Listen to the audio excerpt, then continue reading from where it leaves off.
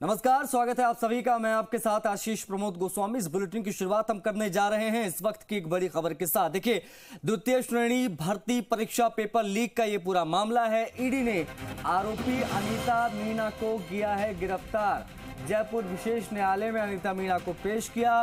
Court ने अनीता मीणा को 2 दिन की रिमांड पर भेज दिया है। ये इस वक्त की एक बड़ी खबर। अनीता मीणा को गिरफ्तार करके कोर्ट में पेश किया गया। कोर्ट ने रिमांड पर भेज दिया है। सेकंड क्लास भर्ती परीक्षा पेपर लीक का पूरा मामला है। द्वितीय श्रेणी का ईडी ने प्रवर्तन निदेशालय का एक्शन लगातार जारी है प्रदेश में, और ईडी ने आरोपी अनीता मीणा को इस बार गिरफ्तार किया है। जयपुर विशेष न्यायालय में अनीता को पेश किया गया। उसके बाद कोर्ट ने अनीता मीणा को 2 दिन की रिमांड पर भेज दिया।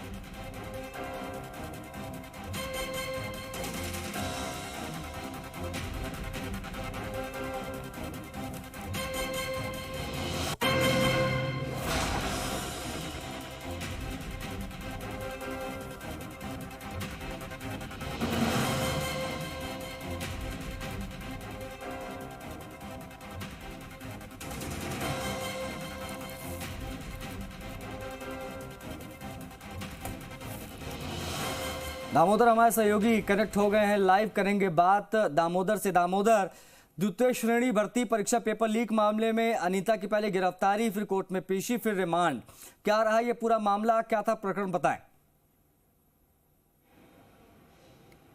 देखिए, वर्ष 2022 में जो आरपीएससी द्वारा द्वितीय श्रेणी भर्ती परीक्षा जो पेपर लीक था, उसमें ये आरोपी है अनीता मीणा।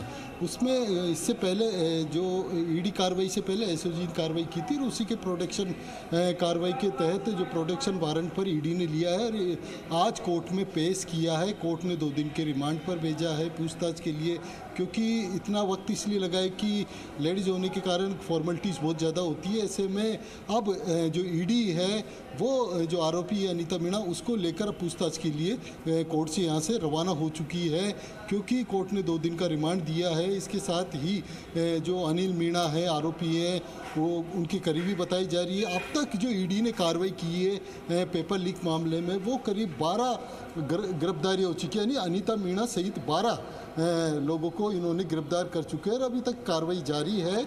ऐसे में जो कह सकते हैं कि जो द्वितीय श्रेणी का जो मास्टरमाइंड, जैसे सूत्र बता रहे हैं कि मास्टरमाइंड अनीता मीणा को बताया जा रहा है। हमने बात करने की भी कोशिश की थी अनीता मीणा से, लेकिन उन्होंने मास्क लगा लिया, कुछ भी नहीं बोला मीडिया के सामने, क्योंकि हमने पूछने की कोशिश की थी इसमें और कौन कौन है आरोपी, इसमें और कौन कौन मिले हुए लेकर पेपर लीक मामले में।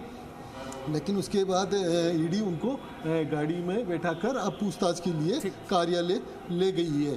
तो यानी कह सकते हैं इसका पूछताछ के बाद में और भी बड़े कई नाम सामने आ सकते हैं, कौन कौन शामिल हैं, किस तरीके से। तो यानी कह सकते हैं कि जिस तरीके से जो युवा हैं जो परीक्षा में बैठे थे, उनके साथ जिस तरीके से जो कह सकते हैं कि उनकी भविष्य के साथ जो खिलवाड़ किए जा रहा था पेपर लीक करके, वो अब जो आरोपी वो निकलकर अब धीरे धीरे सामने आ रहे हैं। 12 गिरफ्तारियां हो चुकी है, अभी और भी गिरफ्तारियां होनी बाकी है, उस पर अभी ईडी की कार्रवाई अभी जारी है। जी, रिमांड पर लेने के बाद पूछताछ में क्या चीजें निकल कर सामने आ सकती हैं दामोदर?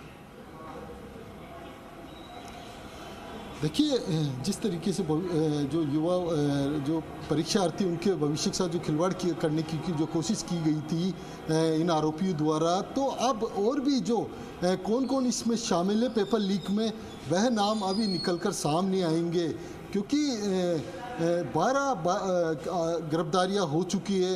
अभी और भी लोग हैं जो कह सकते हैं बड़े नाम हो सकते हैं, चाहे पॉलिटिशियन हो, एडमिनिस्ट्रेटिव हो, या फिर अन्य। यानी कह सकते हैं कि अब पूछताछ लगातार जारी है। ईडी की अन्य जो 11 थे उनसे पूछताछ की जा रही है। अभी 12वीं गिरफ्तारी हुई है, इसमें जो गिरफ्तारी के। जी, शुक्रिया दामोदर, आपका शुक्रिया, आपका इन तमाम जानकारियों को साझा करने के लिए। तो अनीता मीणा की गिरफ्तारी हो गई है, कोर्ट में पेशी हुई है, और अब क्या चीजें निकलकर सामने आएगी, क्योंकि रिमांड पर भेज दिया गया है। पूछताछ होगी, जो भी अपडेट्स आएंगी आपको सबसे पहले बताएंगे। लेकिन इस बीच एक और बड़ी खबर आ रही है, वो बड़ी खबर आपको बता देते हैं। मुख्यमंत्री भजन लाल शर्मा का दिल्ली दौरा है।